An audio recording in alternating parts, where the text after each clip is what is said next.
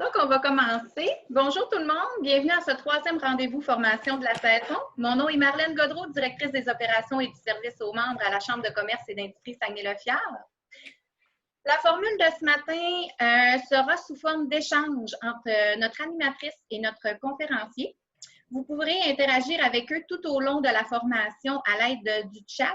Donc, notre coordonnatrice verra vos questions, tout ça dans le chat et pourra y répondre tout au long de la formation. Puis, nous aurons également une période de questions à la fin.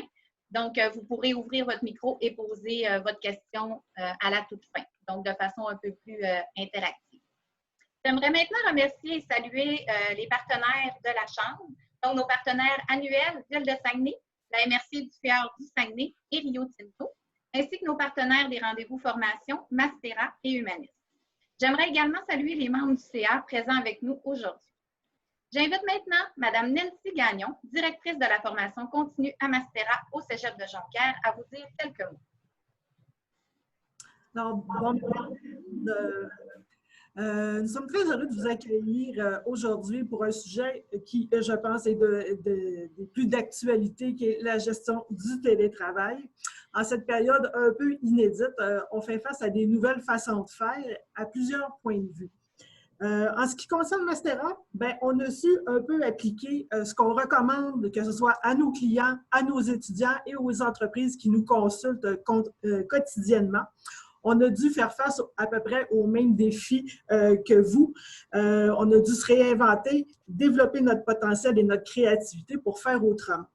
Nous avons donc à votre service une équipe chevronnée, des formateurs experts qui peuvent vous accompagner dans le développement des talents de vos employés. Je vous invite donc à nous appeler, à nous contacter. Ça nous fera plaisir donc de vous accompagner dans le développement justement de ces, que ce soit au niveau de la formation, au niveau des talents comme tel. Mon équipe de conseillers sera présente pour vous. Alors voilà, bonne conférence. Merci. Merci, Mme Gagnon. J'aimerais maintenant vous présenter les deux intervenants de ce matin. Tout d'abord, celle qui agira à titre d'animatrice, Mme Isabelle Quirion, coordonnatrice de la formation continue à Mastera au Cégep de Jonquière. Puis, notre conférencier, M. Marc Tremblay, président fondateur de l'agence SAT, certifié comme consultant en accessibilité numérique pour l'Association internationale des professionnels en accessibilité. Merci à vous deux et bonne formation à tous. Merci. Bonjour à tous, bon matin. Je suis vraiment ravie d'être parmi vous ce matin. Et puis bonjour Marc. Bonjour Isabelle. Alors écoute, je suis ravie de pouvoir discuter avec toi d'une passion qu'on a en commun tous les deux. Justement, ça date de loin, là, nos partenariats.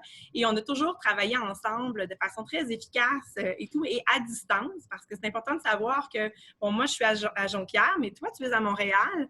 Et malgré cette distance, on travaille en télétravail quotidiennement, donc à tous les jours, on se parle, on se voit, on clavarde, on se voit en écran de toutes les façons et on travaille ensemble quotidiennement. Donc moi, j'ai le bonheur de te connaître, de pouvoir bénéficier de tes expertises dans mon quotidien, mais peut-être pas nos invités.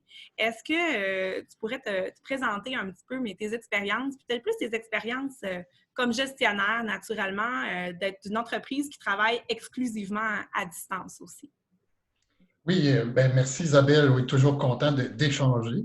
Moi, en fait, mon entreprise, Agence SAT, existe depuis pratiquement 5 ans. Effectivement, et avant, j'ai toute une autre histoire, là. Mais l'Agence SAT, en gros, on offre des services conseils de la formation au niveau de l'accessibilité numérique. Puis rapidement, l'accessibilité numérique, c'est quoi? C'est de pouvoir rendre accessible le travail, accessible les informations à une diversité d'employés, une diversité d'étudiants, parce que ce n'est pas juste dans le domaine de l'entreprise, mais aussi dans le domaine de l'éducation, la nécessité de l'accessibilité, d'autant plus qu'actuellement, l'information du web, c'est là que ça se passe naturellement. Naturellement, le travail à distance, c'est un volet très important pour moi parce que le travail à distance permet encore plus d'inclusion à une diversité de populations, une diversité d'employés. et encore plus offre des centaines de possibilités à des gens, à des compétences, à des gens qui sont très compétents, mais qui n'auraient peut-être pas accès à l'emploi en raison des problèmes de mobilité ou un contexte familial qui fait que c'est difficile de se déplacer tous les jours. Moi, mon entreprise, ça fait justement 5 ans. Mon équipe actuellement, j'ai une équipe assez diversifiée. J'ai quelqu'un qui a la maladie de Crohn, que justement est à Montréal. Moi, je ne suis pas tout à fait à Montréal. Je suis près de Saint-Jean. Mais mon équipe, justement, est un peu disséminée dans le Québec. À Montréal, c'est ça, la personne qui a la maladie de Crohn ne peut pas sortir confinée parce qu'elle a un système immunitaire très bas.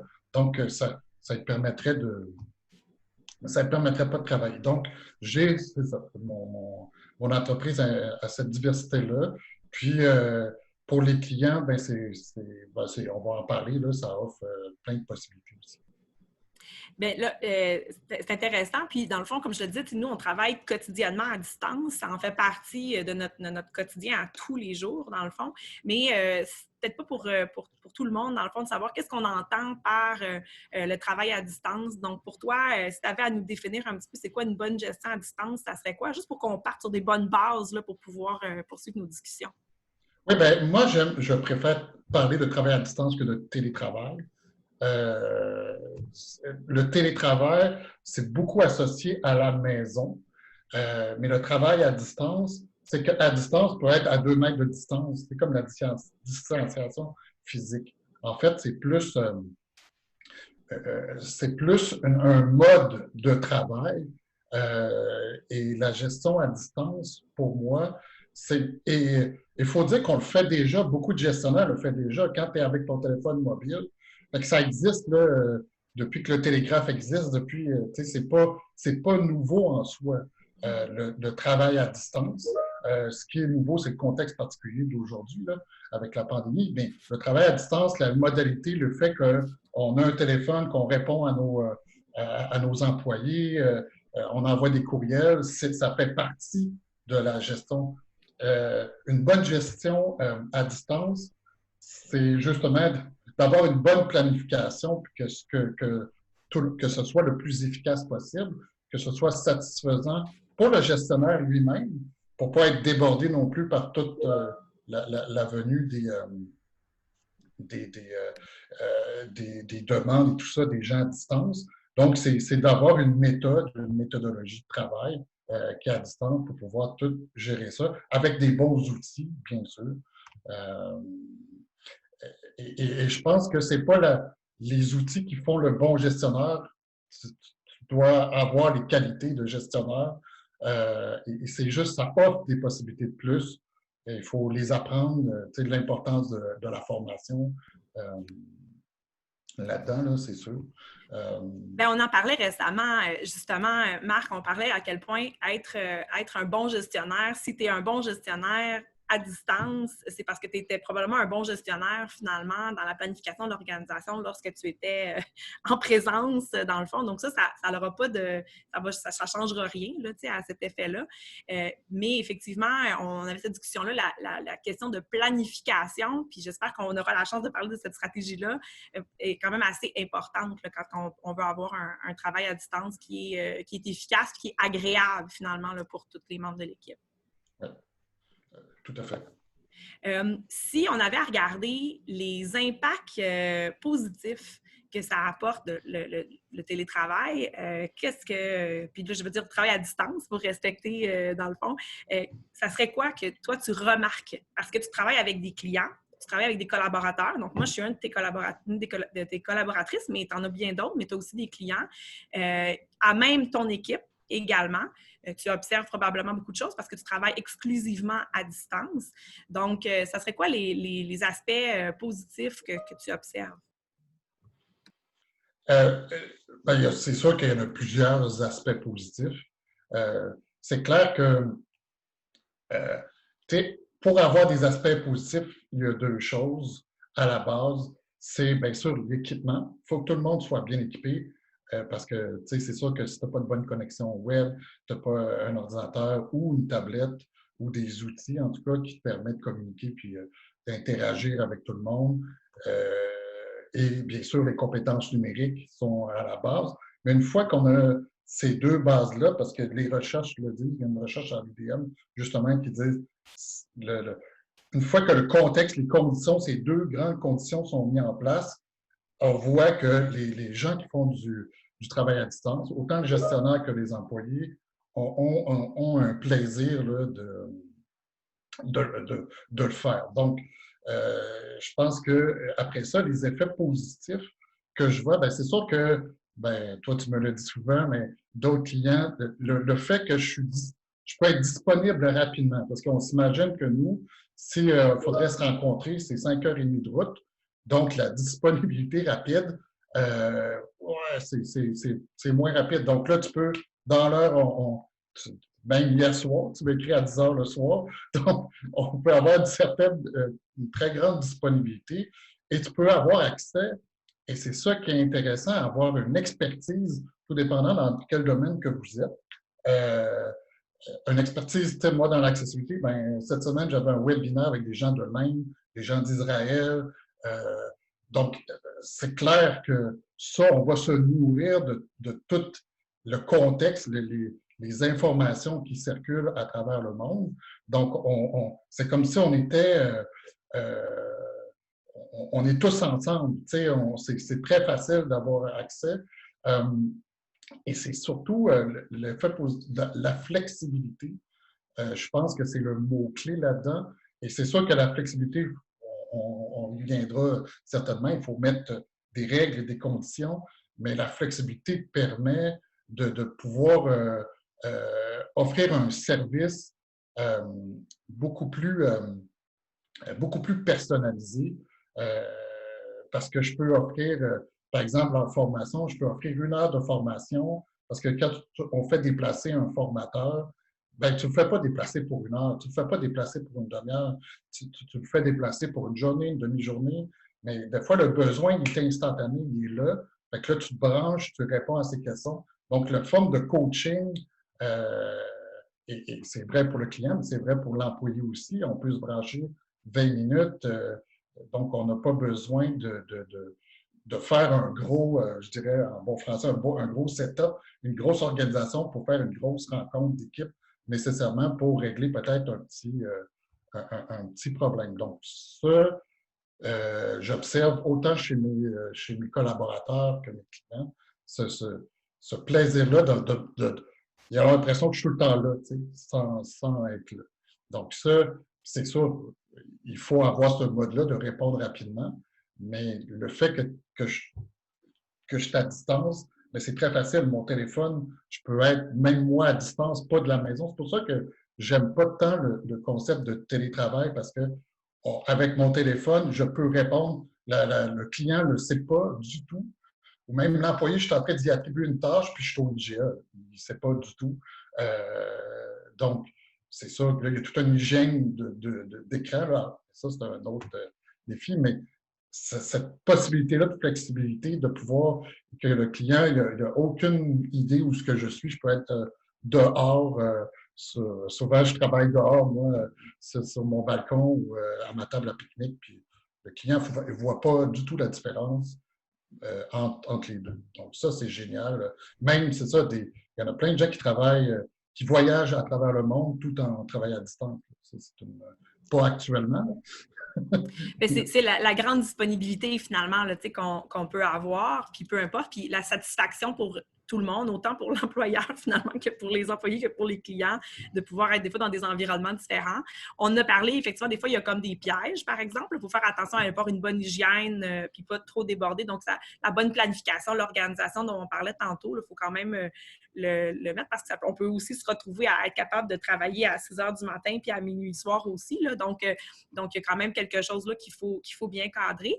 Mais, je le disais tantôt, nous, on travaille quotidiennement ensemble. Et un des aspects qui est particulier, c'est que tous les deux, comme gestionnaires, des fois, nos horaires ne sont pas en même temps. Là. On n'est pas disponible au même moment. Mais comme on utilise le clavardage dans les outils qu'on utilise, je peux t'écrire quotidiennement. Es-tu disponible, Marc? Oui, on se branche. Sinon, non, c'est pas grave, je te pose ma question dans le clavardage. Et lorsque toi, tu es disponible, tu y réponds. Mais généralement, c'est beaucoup plus vite et beaucoup plus efficace que si j'avais passé par le bon vieux courriel habituel pour avoir des réponses. Mais effectivement, il y a aussi un petit peu le piège des fois de s'assurer qu'on a une hygiène de vie qui est acceptable là, à l'intérieur de ça, parce que je peux répondre au IGA, mais peut-être que c'est peut-être pas le bon timing non plus là, d'y répondre. Dans le fond, il y a plusieurs aspects positifs. Là, bon, les coûts qui sont diminués des organisations, par exemple, des événements, on l'a dit, mais la grande diversité des personnes qui peuvent finalement travailler au sein d'une organisation qui peut-être des fois ont des défis, soit familiaux, mais ça peut être aussi physique, moteur ou autre, là, qui ferait en sorte que bon, ça leur permet de pouvoir de travailler. Mais si tu avais à dire, le travail à distance, ça s'applique à quelle personne, quel type d'employé particulièrement? Qu'est-ce que tu pourrais nous dire un peu plus là-dessus?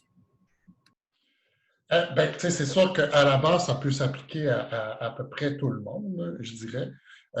C'est sûr que c'est plutôt, peut-être, ça ne s'applique pas à toutes les tâches. Ça, c'est clair, il ne faut pas se le cacher. C'est pas vrai. Puis moi, je suis pas j'aime pas les dualités, les débats entre les pro-numériques ou contre numérique. Là. Je pense qu'il faut dépasser ce questionnement-là puis ce débat-là. Je pense que le à distance peut être utile pour tout le monde, mais bien dosé, bien coordonné, c'est sûr que ça peut aider particulièrement des gens qui peuvent vivre une certaine anxiété ou qui ont un contexte à un moment donné qui peut être défavorable. Ça peut être utile pour eux. Ça peut être utile, justement, le gestionnaire, je pense que le premier qui devrait bien s'équiper, bien se former, c'est bien cette personne-là parce que le gestionnaire a des rencontres souvent à l'extérieur.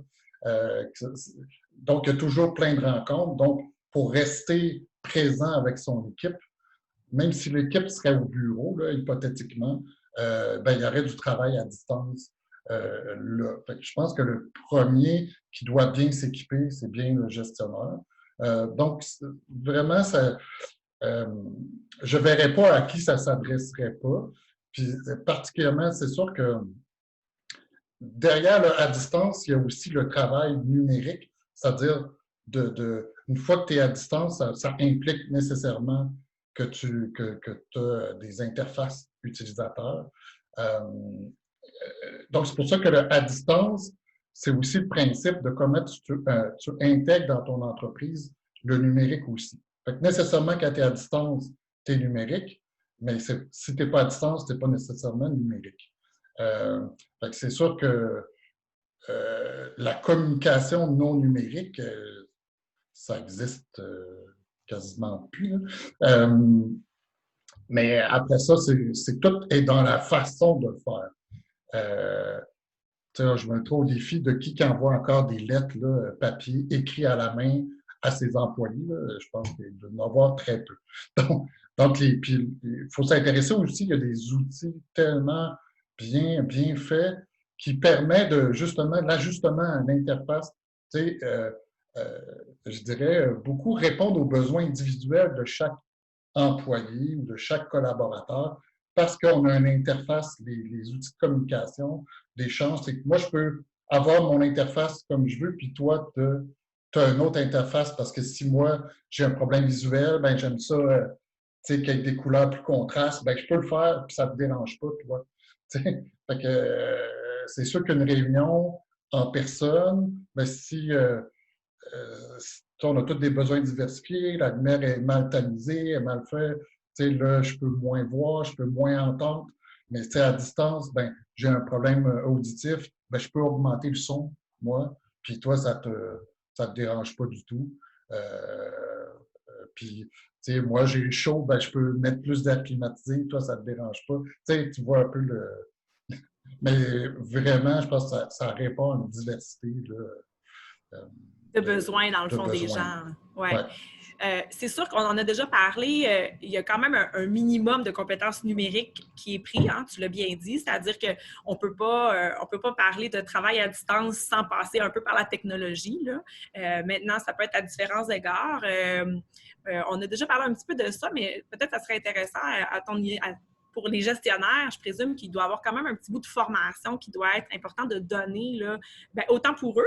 Donc, tu as dit, il faut que nous, on soit bien équipés, il faut qu'on soit formés. Mais je pense que aussi au sein dépendant des tâches que les gens vont avoir à exécuter là, à distance, puis pouvoir bien communiquer entre collègues, puis avec le gestionnaire, il y a un minimum de compétences technologiques nécessaires. Tu vois ça comment? Tu sais, compétences numériques qui commencent... justement, il y a différentes instances en éducation, dans le monde des affaires aussi, qui amènent qu'il y a de plus en plus des cadres de compétences numériques. Mais ce qu'on voit, c'est que la partie connaissance technique est vraiment une minime partie.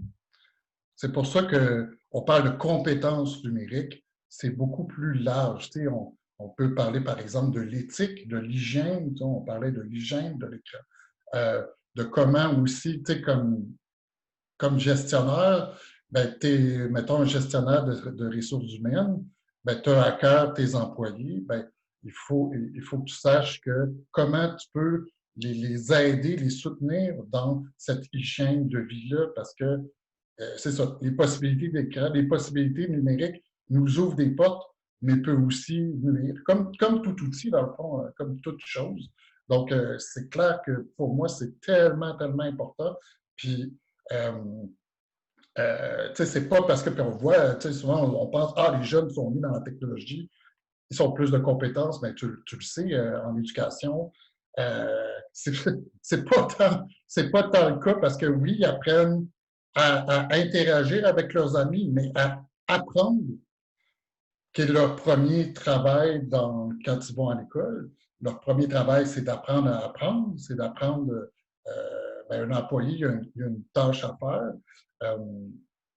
Mais ça ne veut pas dire parce que l'employé ou le gestionnaire est bon dans les médias sociaux, sur Facebook, que c'est la même chose au travail. Moi, je peux vous dire, c'est quand même assez différent entre je dirais, le monde du numérique pour le loisir puis pour le travail, parce que c'est d'autres exigences.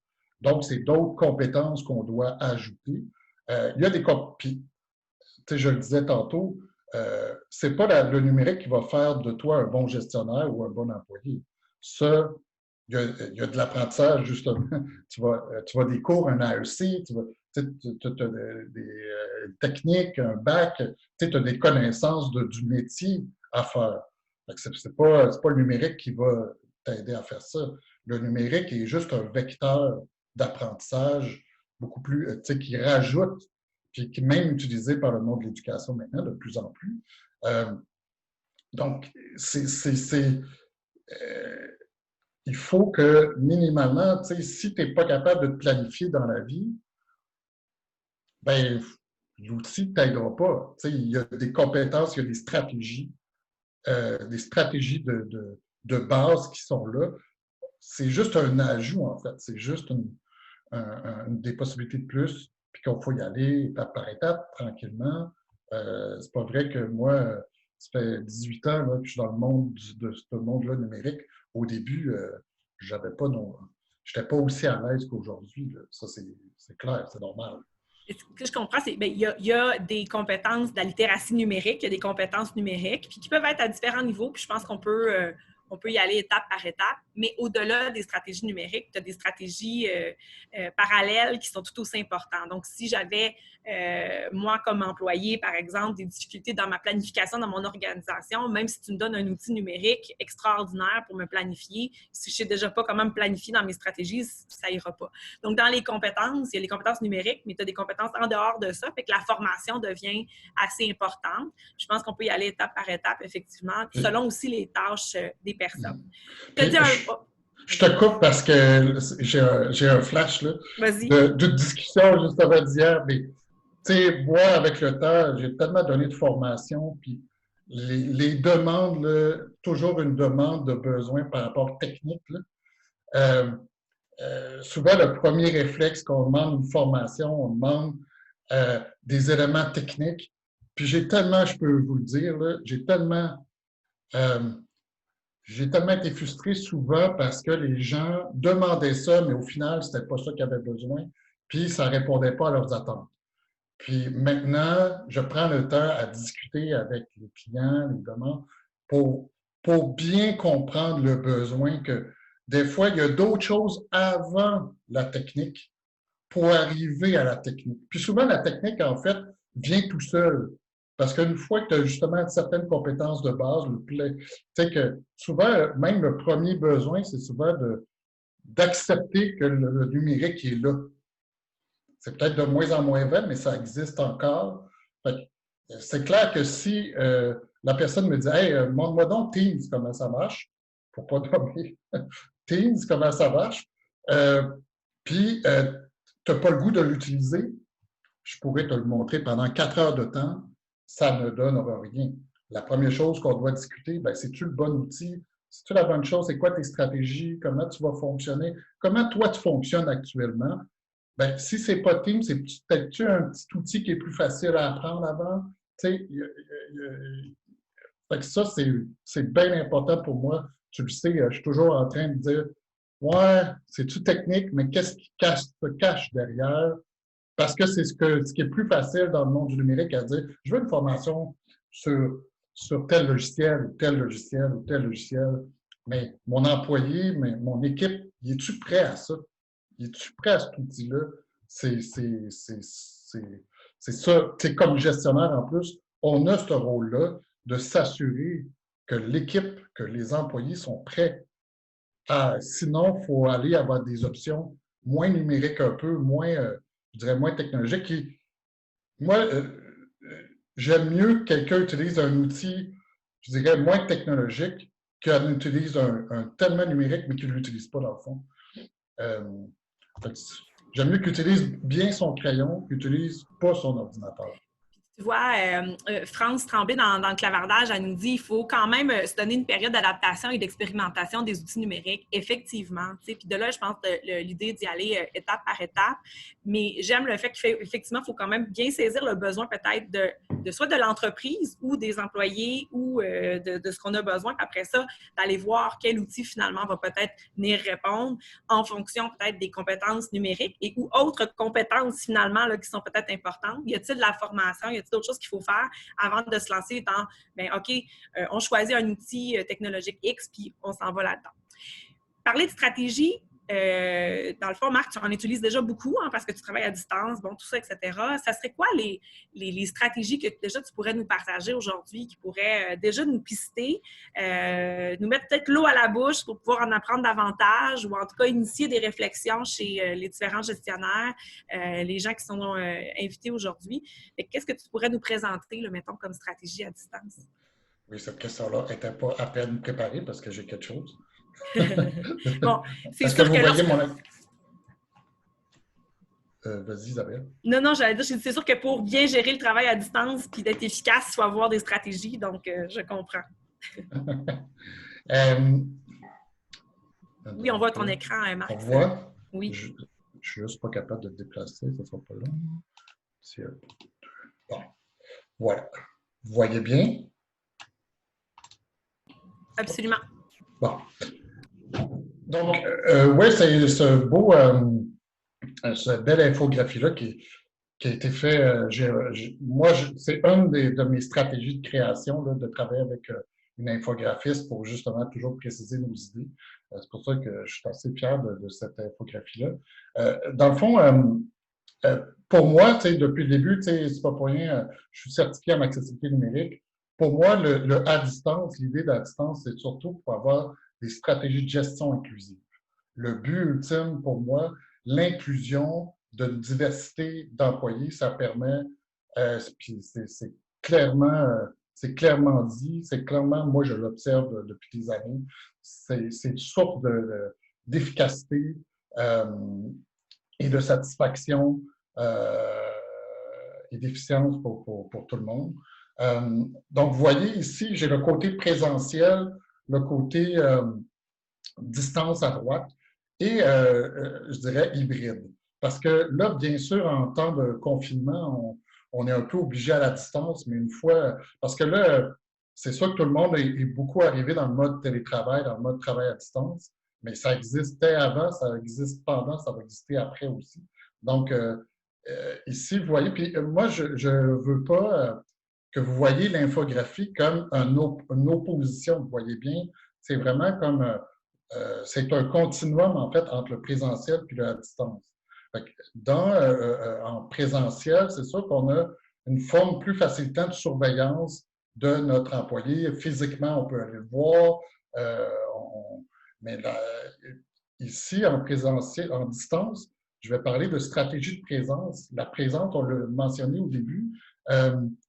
Présence, c'est comme un peu l'omniprésence, un peu comme si en guillemets, un peu Dieu, c'est qu'on peut surfer sur le fait qu'on peut avoir des notifications, on peut, avec des outils, savoir assez facilement où sont rendus nos employés, où sont rendus nos collaborateurs, nos clients. Donc, on peut être très présent, puis ce qui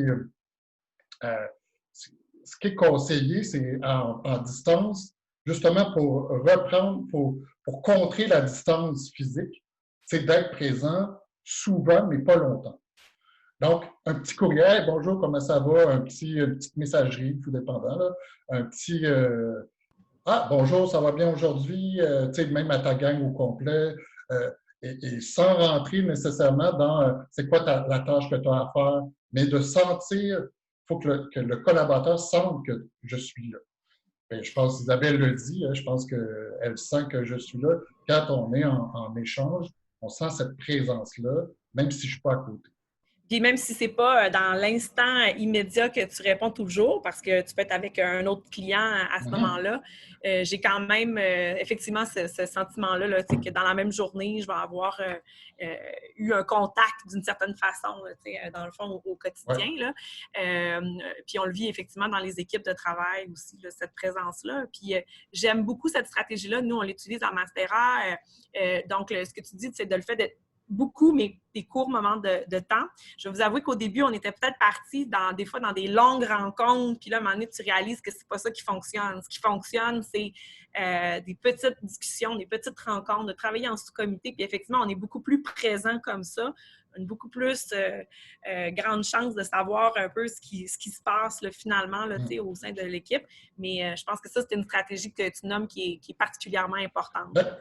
Puis tu sais, juste les emojis. Les emojis, ça paraît banal quand tu n'es pas dans ce monde-là de distance. Mais quand tu es. Je reçois tellement d'emojis par tout le monde. Là. Les gifs. Un petit clin d'œil, un pouce. Juste de savoir que ce que j'écris, l'autre, il y a un sourire, il y a un clin d'œil. Ah, OK, là, je sais qu'on. Puis juste ça, j'ai pas besoin d'une grande réponse souvent. Tu sais, des fois, c'est juste, hey, je te dis quelque chose. OK, pouce, c'est bon, on passe. Puis, la stratégie de présence doit être un peu coordonnée. Tu sais, à un moment donné, moi, je le sens, je suis tellement sensible. Après moi, j'ai la règle de 3. Là. Après 3 messages incompris de chaque part, oh, hey, on se fait-tu une petite visioconférence? Là? Ça peut être pas là, mais demain. Parce que là, c'est parce qu'on va juste écrire pour rien. Là. Fait que ça, c'est bien important. La stratégie de planification, on en a parlé tout à l'heure. Tu sais, en monde présentiel, des fois, les rencontres un peu plus hiérarchiques, tout ça, c'est sûr que dans le monde, puis là, j'ai mis planification, mais j'aurais pu mettre co-planification. Avec les outils, c'est que moi, mes collaborateurs peuvent m'attribuer une tâche comme je peux leur attribuer une tâche. Puis là, quand ils ont fini une tâche avec les systèmes là, en ligne, tu peux même mettre une codépendance automatique que je finis une tâche, puis hop, ça attribue automatiquement à l'autre. Donc, on peut avoir, moi, je peux savoir à qui j'ai attribué les tâches. Pour ça, je dis que c'était co-planification, parce qu'une fois que toute l'équipe est active dans ce mode-là, ben moi, il n'y a aucun problème qu'ils disent « Hey, tu pourrais-tu regarder telle affaire? » Dans la tâche, ils ont rattaché, mettons, le document, puis là, ils m'attribuent. Tu sais, dans un monde hiérarchique, attribuer une tâche à un patron, c'est parfois mal vu, mais dans un monde à distance, ben non, on est efficace. Quand tu m'attribues une tâche, c'est juste me dire « Hey, j'ai quelque chose, là, tu pourrais-tu regarder, là? Puis moi, je suis juste content parce que justement, c'est la stratégie de présence plus. Fait que je suis présent dans son parcours, dans son travail. Bien, on a toujours travaillé en équipe, puis je vais donner, je me sens vraiment très à l'aise de donner l'exemple de Mastera. Nous, on a toujours travaillé toujours en équipe, mais là, je trouve que dans le contexte où on fait de l'hybride un peu, c'est-à-dire qu'on est beaucoup, beaucoup à distance, mais on est en présence lorsque c'est nécessaire, puis on organise justement des moments en présence lorsque c'est nécessaire, mais on dirait qu'on est plus en équipe depuis qu'on travaille comme ça. Donc, effectivement, de pouvoir s'attribuer des tâches, de pouvoir travailler ensemble. On n'a jamais été autant connectés, je dirais, comme grande équipe, ensemble. Puis j'utilise vraiment le sens connecté, là, pas juste au sens technologique, là, mais vraiment, puis de vraiment être au courant de ce que les autres, comment ça se passe. Mais c'est sûr, comme disait France tout à l'heure dans le clavardage, ça a nécessité quand même une petite période d'adaptation là, au début. Puis une fois qu'on a trouvé notre roulement, bien, je vais vous avouer qu'on n'a jamais été autant présent, finalement, là, tout le monde là, au sein de l'équipe. Mais effectivement, au niveau de la planification, ça a nécessité peut-être là aussi là, quelques petits ajustements. Là. Puis c'est ça, les trois autres stratégies, à droite, la co-création, visite, la division du travail, que je suis sûr qu'en présentiel, dans un mode où chacun a un poste de travail, ou notre fameux outil Word, là, qui tente d'être collaboratif. Ben, en tout cas, mon esprit critique dit qu'ils ne sont pas rendus là encore. Mais ça, c'est un bel exemple. Quand tu écris un document dans ton poste de travail, tu l'envoies à l'autre. Puis là, l'autre, il réagit, puis il renvoie à l'autre. Fait qu'on est dans une technique assez... Ou même, avant, c'était je te donne les papiers, le document papier, tu le lis, tu le fais puis tu le renvoies. Là, dans un contexte à distance, co-création, ben on a des outils. Ben, le meilleur exemple, je pense, c'est le Google Doc. Hein, on utilise souvent ça. Moi, j'utilise ça avec tout le monde, là, en fait. C'est de la co-création live, synchrone. Ça veut dire que là, nous, on est vraiment loin. Là, on est à 6 heures de route. Bien, on peut s'écrire, là, on peut écrire, puis toi, tu peux me corriger en arrière. J'ajoute quelque chose dans le document. On co-crée vraiment dans le même document. Et c'est pour ça que j'aime ça parler de travail à distance, parce que cette même stratégie-là, on pourrait être chez moi ou à Mastera, puis travailler ensemble, puis on pourrait le faire. Moi, je l'ai fait aussi avec des gens parce que j'avais le goût de les rencontrer d'un café, mais qu'au final, on fait la même stratégie. C'est comme, puis on l'applique. Mais là, c'est plus comme un choix. J'ai-tu le goût de voir la personne? Mais tu sais, pour le travail, c'est pas nécessaire. Des fois, c'est même, on peut être par téléphone, puis on n'a pas besoin de se voir en vidéo. Là. On a juste Puis des fois, même pas se parler. Ça m'est déjà arrivé que moi, j'étais en train de rédiger un article, puis les gens qui devaient m'aider, qui devaient être avec moi, il était dimanche soir, 11 heures. Tout le monde s'est branché en même temps, puis j'avais même planifié ça. On ne s'est pas parlé du tout, mais on se faisait juste des commentaires dans le document. Puis on a fait un article au complet, super bon, juste en co-création, chez nous, dans nos salons, où on veut. Puis c'était très convivial. Et moi, cette expérience-là, c'est incroyable. Il y avait moi qui étais proche de Saint-Jean. J'avais ma voisine à 2 coins de rue. Puis il y avait quelqu'un de Québec.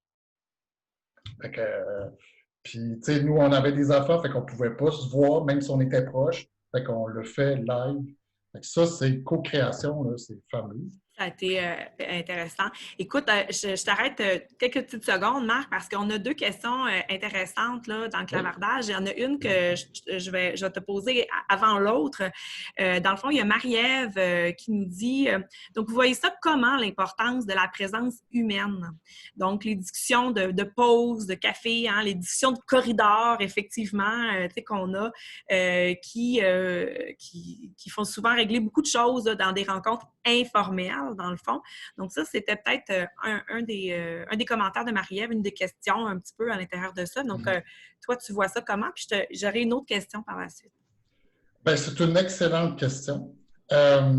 Et là, il faut voir chaque entreprise, chaque lieu, chaque, je dirais, peut-être des besoins différents. C'est pour ça que ça peut être une formule hybride qui peut être intéressante. Tu sais, t'es 2 jours en télétravail ou à distance et puis une journée au travail. Donc, tu sais, il existe dans le continuum, là, il existe des centaines de formules. Tu sais. Mais pour moi, tu sais, exclusivement à distance, le informel, je retrouve autrement. Parce que dans le courriel, c'est très formel.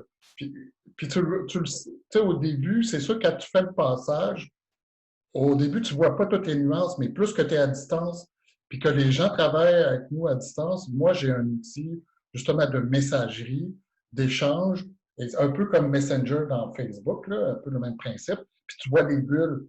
Bien, juste ça, là, au niveau de l'expérience utilisateur, c'est beaucoup plus de l'informel. Hey, allô, ça va? Parce que tu vois, c'est un échange. Tu vois des emojis et tout ça. Une visioconférence. Moi, j'ai actuellement des cafés virtuels ou des bières virtuelles avec des gens sans problème, tu sais, puis j'ai pas l'impression que ce soit vraiment inhumain en tant que tel. Puis je peux comprendre aussi que des gens qui ont ce besoin humain-là, puis moi aussi je l'ai, et là j'instaure, tu sais, par exemple, des rencontres, je ne l'ai pas fait encore avec Mastera parce que vous êtes loin, mais tu sais, puis là, avec la pandémie, mais une fois par mois, une fois 2 semaines, je vais aller rencontrer mon client, je peux rencontrer mon collaborateur, mais on peut se rencontrer n'importe où, dans un café, de façon conviviale. Fait que oui, il faut, cet aspect informel-là est important, mais en fait, les outils, c'est justement l'outil de planification, quand tu attribues les tâches, il y a beaucoup d'informels que tu as moins nécessaire parce que les choses sont claires. Des fois, quand tu as de l'informel dans des discussions de corridor, c'est parce que la planification n'a pas été claire. Mais quand tu vois ton écran, là, tu vois, OK, on a tel projet, voici la ligne du temps, voici visuellement, tout le monde le voit. Moi, je peux vous dire, ben, puis j'ai instauré ce que j'appelle Asana. Cet outil-là, ça fait pas si longtemps que ça qu'on l'a instauré à l'interne. Ça a tellement décuplé notre façon. Puis justement, quand on se parle pour le plaisir de se parler souvent. Et les trucs, les petits détails, ben, parce qu'on peut avoir l'outil, on peut avoir une tâche, puis on peut commenter dans la tâche. Fait qu'on peut échanger dans la tâche. Fait que l'informel, il est là. Il est présent. C'est une autre façon Puis c'est sûr qu'il faut changer. Là, il y a là-dedans, il y a le changement d'habitude aussi. On avait une habitude de faire ça comme ça. Puis là, ben, on le voit dans la pandémie, là, tout d'un coup, tout le monde est à distance. Et il y a des entreprises qui roulent encore. Là. Il y a beaucoup d'entreprises qui roulent. Ben, les cégeps, vous roulez encore. Là. Sinon, peut-être même plus. Fait que j'ai pas l'impression que les choses ont arrêté partout. Puis les entreprises qui ont arrêté, c'est parce qu'il n'y avait pas de modalité à distance aussi, ou qui ne pouvaient pas en avoir à distance. Là, je ne juge pas les stratégies qui ont été mises à place, mais ça se peut que tu as des entreprises qui sont plus difficilement transportables, transposables dans le monde du web aussi. Là. Oh oui. Mais de là, la formule hybride, puis effectivement, c'est toujours en fonction des tâches aussi qui sont à exécuter aussi. Là. Je veux dire, il y a quand même des tâches que c'est pas possible. Effectivement, je pense que c'est important encore là, dans les outils qu'on utilise pour avoir l'informel, je vais vous donner l'exemple, là, puis je vais faire le lien tout de suite avec une autre question qui a été posée par Nancy Gagnon et je n'ai pas oublié, France, là, ta question, elle est pertinente aussi, je vais venir la poser également. Mais dans le fond, à Mastera, on s'est donné comme outil qui informel Messenger. Donc, on utilise Messenger, on s'envoie des blagues, des trucs particuliers qui ne sont pas reliés à la tâche de travail, mais juste pour le plaisir, finalement, d'être ensemble et d'avoir cette dynamique d'équipe-là. Puis là, des fois, on se ramasse, on dirait quelques-unes, dans une conversation, et là, on démarre, finalement, un vidéo chat Messenger pendant 10 minutes, puis là, on parle des niaiseries que quelqu'un qui a faites, bon, tout ça, etc. On vient décontaminer ça, bon. Fait qu'il y a comme des moyens là, qu'on a changé nos stratégies pour pouvoir le faire. Puis effectivement, on a encore besoin un petit peu de présence des fois. Donc là, on organise des rencontres d'équipe là, où on va pouvoir être aussi physiquement en distance présentement, mais physiquement quand même un peu en présence. Par contre, pour le gestionnaire, il y a quand même un défi. Et là, c'est la question de Nancy. Comme gestionnaire, comment peut-on s'organiser quand nos employés travaillent à des périodes différentes, hein, mais qui nécessitent nos interventions? Donc, l'horaire quotidien qui peut s'étaler, mettons, de 6h30 le matin à minuit le soir. Parce que ça, c'est la flexibilité et la beauté de la chose en distance. Hein, c'est que je peux travailler très tôt le matin parce que moi, ça me convient pour X raisons. La même chose pour très tard le soir. Mais le gestionnaire qui est interpellé, lui, ça y fait quand même une plage horaire de 6h30 le matin à peut-être très tard. Donc, comment on balise ça? Effectivement, je comprends qu'on peut assigner des tâches, il y a quand même des petits outils technologiques, mais en même temps, il y a quand même un petit défi là, pour le gestionnaire. Oui, c'est une excellente question. Parce que moi, dans mon équipe, j'en ai une qui travaille plus de nuit, qui est plus créative la nuit. Fait que c'est sûr que moi, je travaille plus le matin. Donc, ouais, tu sais, je me lève très tôt. Fait que c'est pas. C'est sûr que comme là, je vais prendre la position du gestionnaire, je pense que il faut se mettre une limite. Je pense que c'est l'humain là, derrière le gestionnaire. Là, je vais parler entre humains. Là. L'humain, là, on a une responsabilité de se maintenir en équilibre. Donc, moi, je prends un exemple. Là. Moi, je l'ai fait pour mon fils, pour sa gestion d'écran. J'ai réalisé que moi, je devrais le faire, montrer l'exemple. Mais maintenant, tu sais, parce que nos téléphones, tout ça, on peut fermer on peut, en fait, tu sais, comme la tablette à mon fils, elle est fermée entre 8 heures le matin, le 8 heures le soir à 8 heures le matin ou 8 heures, tout dépendant. Moi, j'ai décidé que j'ai commencé ça, puis je trouve ça fameux, de fermer entre 10 heures le soir et 6 heures. Ce que ça fait, c'est que je reçois rien, puis, tu sais, je laisse mon téléphone, des choses, parce que moi, mon équipe ne m'appelle pas, là. Fait que je laisse mes choses d'urgence, mais tous mes médias sociaux, toutes les choses que moi, je sais qui peuvent me partir longtemps dans la soirée, je les barre, en fait. Fait que ça permet, puis ça dit à mon cerveau, puis moi, je me lève à 5 heures, puis entre 5 et 6, ben mes trucs ne sont pas activés, puis c'est à 6 heures que ça active. Fait que moi, je me dis, écoute, là, entre 10 heures et 6 heures du matin, je pense que ça peut attendre. Je pense que même, tu sais, que ma collaboratrice qui décide de travailler la nuit, c'est parfait, c'est cool, mais elle ne s'attend pas à avoir une réponse à 2 heures du matin. Et ça, c'est très clair avec elle. On sait, on en rit, on n'a pas le même mode. Fait que moi non plus, quand j'arrive à 6 heures du matin, j'y envoie quelque chose. Ben, c'est sa responsabilité à elle de désactiver ses notifications aussi. Fait qu'il y a une forme de responsabilité, je pense, personnelle. Après ça, tu sais, quand je parle d'hygiène, c'est vraiment ça. Cette hygiène-là, moi, je fais du tai chi, tu sais, je passe beaucoup de temps à l'écran, mais vraiment, mes activités de loisirs sont non-écran. Fait que oui, ça a changé. J'écoute moins d'émissions qu'avant. Tu sais, c'est des choix de vie, là. Mais c'est clair que c'est un défi, l'écran, parce qu'à un moment donné, le cerveau, tu sais, surtout les écrans bleus, là, mais tu viens tout énervé, c'est pas bon pour le corps. Fait qu'il faut c'est d'autant plus important l'hygiène de vie de cette discipline-là, d'aller marcher, d'aller, peu importe. Là. Ouais. Je présume de l'encourager aussi au sein des membres de nos équipes, là, dans le fond. Donc, si comme gestionnaire, on essaie d'avoir une meilleure hygiène de vie juste déjà avec les écrans, puis quand est-ce que je me permets de répondre, puis tout ça, puis dire, OK, oui, je vais peut-être être tôt quand même le matin jusqu'à un certain point, mais peut-être pas à 5 heures le matin, mais à 7h30, oui, je peux commencer à prendre. Puis effectivement, le soir, j'accepte d'être un petit peu plus tard, mais bon, dans le fond, de le gérer comme ça, je pense qu'il y a moyen, puis en même temps d'encourager les gens à avoir cette hygiène-là. Ouais. Écoute, Marc, c'est tellement passionnant. On aurait des choses à dire, vraiment encore et encore.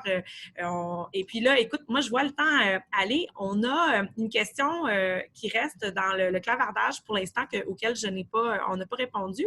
J'aurais tendance à dire, Marlène, que je te redonnerai la parole, puis on pourrait peut-être démarrer la période de questions avec cette première question-là de France Tremblay. Parfait. Donc, je vous remercie beaucoup à vous deux. C'était fort intéressant. Juste avant de commencer la période de questions, Mme Quirion, je crois que vous avez des formations spécifiques en lien avec le sujet de ce matin. Oui, absolument. Ce que je vais faire, c'est que je vais aller les insérer je vais aller mettre les liens là, dans le fond là, des sites en question, notamment le site de Master Hub, mais on a des formations qui poussent beaucoup plus loin finalement la petite mise en bouche là, qu'on vient d'avoir aujourd'hui, parce que des stratégies, il y en a plein, des questions pertinentes comme on a eu là, il y a des réponses à y avoir, puis on a des formations vraiment très ajustées, très adaptées là, finalement là, pour les entreprises. Fait que je vais venir l'insérer dans le clavardage pour que les gens puissent aller voir. Puis, je te redonne la parole. Sans problème. Donc, on va ouvrir la période de questions officiellement. Je vous inviterai peut-être dans le chat à écrire un petit « J'ai une question », puis on ouvrirait votre micro dans le fond et votre caméra, puis on vous inviterait à la poser directement à M. Tremblay. Donc, mais on pourrait commencer avec la question de France, comme vous disiez que vous n'aviez pas répondu tout à l'heure. Donc, je vous laisse... Oui, bien, dans le fond, la question de France était particulièrement intéressante aussi parce que dépendant de la grosseur de l'entreprise, des fois, il y a des inter-services, hein, parce que des fois, on travaille dans un service en particulier, mais il y a d'autres services aussi. Alors, est-ce qu'il y a un risque de travailler en silo en interservice ou comment faire pour éviter finalement de travailler en silo en interservice? Parce qu'on peut être très, très bon dans une équipe, mais après ça, il faut travailler avec les autres équipes au sein d'une entreprise, par exemple. Bien, en fait, c'est une bonne question. Je dirais, le à distance permet d'enlever le silo. Moi, j'ai remarqué plus de silos, justement, souvent en présence, parce que les outils nous le permettent. Là, c'est encore la vision du gestionnaire, mais les outils peuvent nous permettre d'avoir des chaînes, des équipes. Fait qu'on peut avoir une équipe à grand groupe où là, tout le monde discute ensemble. On peut avoir un petit groupe. On peut avoir nos clients aussi. Donc, tu sais, je pense qu'en fait,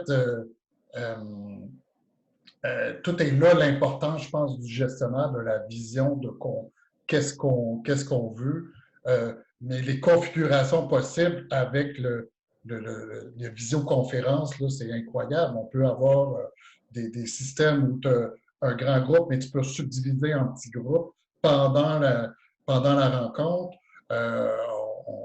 On peut dans les systèmes de communication écrite, là, messagerie, clavardage, ben, c'est ça. Tu peux écrire personnellement à quelqu'un, à un petit groupe, à une chaîne, la chaîne générale de ton entreprise. Donc, tu crées en fait des chaînes de communication selon les besoins de l'entreprise. Fait que tu peux avoir une chaîne globale, une chaîne interservice, et c'est ça, justement, au contraire, puis c'est sûr que s'il y avait déjà une vision silo à l'intérieur de l'entreprise, c'est pas l'outil qui va changer de quoi. Là, c'est la mentalité plus la culture de l'entreprise. Là, on touche à un autre qui n'est pas à distance. C'est un autre dossier. Bien, un petit peu comme on parlait tantôt, si on parle de la planification, on dit, bien écoute, si déjà il y avait des difficultés de planification au niveau du gestionnaire, que ce soit à distance, ça ne changera pas rien. Donc, c'est un petit peu la même chose. Si au sein d'une entreprise, il y avait des défis de communication ou il y avait des services qui ne travaillaient pas finalement ensemble. Puis je présume qu'à ce moment-là, si on est à distance, utiliser les mêmes outils, parce que c'est sûr que si entre interservices, j'utilise pas les mêmes outils au sein même de l'entreprise, au moins au sens de la communication, en tout cas, au moins, là, je veux dire, c'est sûr que là, ça doit venir créer un défi. Je pense qu'on a une autre question. On a nommé au début de rencontre le fait d'être très, voire plus sollicité comme gestionnaire en travail à distance. C'est une situation que je vis. J'aimerais en entendre un peu plus sur ce sujet. Oui, ben, c'est sûr que à distance, c'est justement, ça nous rapproche. L'employé peut plus facilement nous rejoindre. Fait que c'est une bonne chose, mais après ça, oui, je pense que le gros défi, puis je dirais que j'ai pas tant de grandes réponses ce matin là-dessus parce que je pense que c'est un défi pour moi aussi, c'est un défi pour tout gestionnaire. C'est pour ça que moi, je disais l'importance de l'hygiène du gestionnaire, l'hygiène de vie, là. Pas votre propreté, là, mais l'hygiène des habitudes de vie. Là. Il faut carrément se débrancher, en fait. Et ça, on peut avertir nos équipes. Là, je me débranche pour 1 heure. Parce que c'est facile, on rentre comme gestionnaire, on veut le bien de notre entreprise quand c'est la nôtre ou c'est le bien de l'entreprise à qui je représente, pour lequel je représente. Ben, autant si on dit à nos employés, mets tes limites, ben, comme gestionnaire, il faut mettre aussi nos limites. Puis nos limites saines, je pense, moi en tout cas, j'ai jamais eu un client où dire ben là, j'ai besoin d'aller prendre une marche, j'ai besoin d'aller faire mon tai chi. Je dis souvent ça à mes collaborateurs, puis puis ils sont bien corrects avec ça. Je pense que si on veut qu'ils le fassent, il faut le faire nous-mêmes aussi. Puis le seul moyen, c'est se débrancher. Tantôt, tu avais des sonneries, tantôt des notifications. On est tellement interconnectés, c'est le gros défi. Il faut être capable, à la limite, débrancher le web. Tu le fermes, puis tu passes une heure, ou tu laisses ton téléphone sur ta... Mais c'est dur d'accepter ça au début, là, parce que quand on veut le bien de tout le monde, là, on veut toujours que notre téléphone soit prêt. Mais le seul moyen, c'est de cacher mes affaires, de fermer tout, puis de sortir. À mon sens, moi, selon mon expérience, et avoir des enfants quand ils reviennent. Ce serait la solution. C'est une autre solution, avoir des enfants. Alors, écoute, j'aimerais laisser les quelques dernières minutes qui restent à Marlène pour qu'elle puisse faire la conclusion. Mais merci beaucoup, Marc, d'avoir répondu à nos questions. Puis, on va inviter les gens à suivre nos formations pour en entendre et en entendre davantage puis aller beaucoup plus précis. Là. Oui, alors merci à tous d'avoir été là. Merci à nos deux conférenciers encore. C'était vraiment très, très intéressant. Madame Quirion a mis dans le chat aussi là, les offres de formation en lien avec ce qu'on a vu ce matin. En terminant, j'aimerais vous inviter à nos prochains événements. Donc, le 29 mai prochain, rendez-vous politique avec Nadine Giraud, donc demain, ministre des Relations internationales et de la francophonie du Québec. Le 1er juin, rendez-vous politique avec M. Jean Boulet, ministre du Travail, de l'Emploi et de la Solidarité sociale et ministre responsable de la région de la Mauricie. Le 9 juin, rendez-vous intitulé « L'humain derrière le gestionnaire, se découvrir à travers le profil Nova », donc un rendez-vous formation. Et finalement, je voudrais que vous soyez tous présents pour notre premier gala des Dubuc virtuels le 11 juin prochain. Donc, vous pourrez suivre le gala en direct sur nos différentes plateformes numériques, donc Facebook, YouTube et possiblement LinkedIn. Donc, soyez là en grand nombre là, pour notre premier gala virtuel. Il va y avoir beaucoup de surprises et beaucoup d'animations. Donc, vraiment un incontournable à ne pas manquer. Je vous remercie beaucoup tout le monde d'avoir été là. Je vous souhaite une bonne fin d'avant-midi. Merci beaucoup. Merci.